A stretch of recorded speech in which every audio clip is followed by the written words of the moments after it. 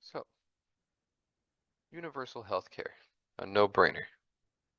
I intend today to tell you why universal health care should be an accepted form of government spending and a way for us to really live our lives to the fullest and make sure that we are getting all the care that we need as American citizens. The first point that I would like to mention is that healthcare is a human right. According to the National Library of Medicine, universal healthcare is fundamentally a human right in all terms, in all forms. The UN officially recognizes being free from medical debt and being able to live your life and get treatment that you deserve as a fundamental human right. Not only is this a human right in my own thoughts, many Americans are willing to fight for their right to be free from the stress of medical debt, as evidenced by protests on the U.S. Capitol and in New York in 2017 and in 2008 and 2009 for universal health care. Needless to say, we have not made the progress that we have anticipated, but the future is looking bright as it becomes more and more cost effective for us to move towards a universal healthcare future.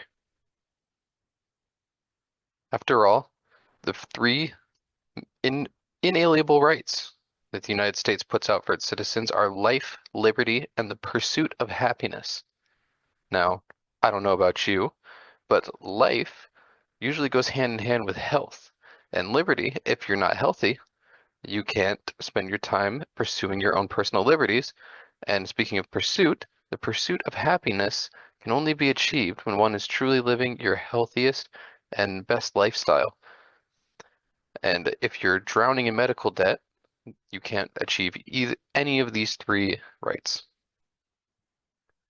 Now, speaking of this, avoidable deaths have been increasing in the United States, and a lot of this is due to a lack of universal health care. There are a lot of people every year that die from treatable illnesses because of their lack of being able to afford treatment. Now, due to a study done by Yale says that 46% skip of United States citizens have skipped care for an illness or some type of medical emergency that they were dealing with because they knew that they would not be able to afford it. Half of the people surveyed in this study said that if $1,000 medical bill popped up right now out of the blue, it would be killer for them. It would be killer. They would not be able to afford it. They would have to go into medical debt. They might even have to quit their job or find a second job. All these things could just compound and make it so that you can't live your life. As you see here as well by this chart, many Americans delay medical care, as I was saying, as they can't afford it. This is a study done in 2019 shows here that 65% of people have delayed medical care in the past 12 months and put off medical care for over a year because they couldn't afford it if they make $50,000 or less a year.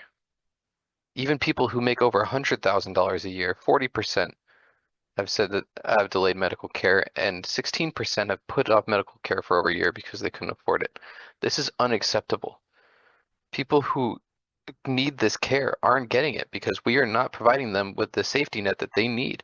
We are the most developed nation in the world, and our people are dying because they can't afford their treatments. Are you kidding me? So let's calculate the real cost. What will this cost me, the average US taxpayer? So according to more research done by Yale, universal healthcare will actually decrease annual healthcare spending, increase the amount of people who survive medical events, and allow the government to reallocate funds to other sectors. As you can see here, the United States spends the most amount of money out of any other developed nation as a percent of our GDP on healthcare.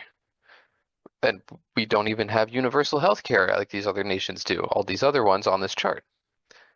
Yale calculates that if we started implementing universal healthcare plans, we would be saving 68,000 lives a year, 13% in our annual healthcare budget, and that translates to $450 billion a year we would be saving if we were to create a universal healthcare plan, because that would be shrinking the amount of money that we're spending already on healthcare as a nation.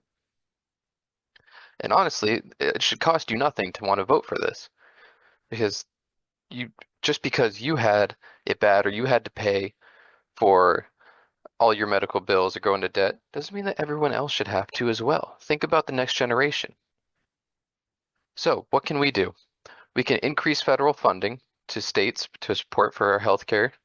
We can eliminate private insurance in hospitals that are using predatory practices to keep people in medical debt. Or we could reallocate funds from our overinflated military budget, as shown in this chart here by the National Priorities Project, where we have, where it shows here that we spend more money on our military every year than the next 9 countries combined, and then the rest of the world trails way behind as well. You can also, individually, never stop raising awareness, never stop asking questions, make your voice heard.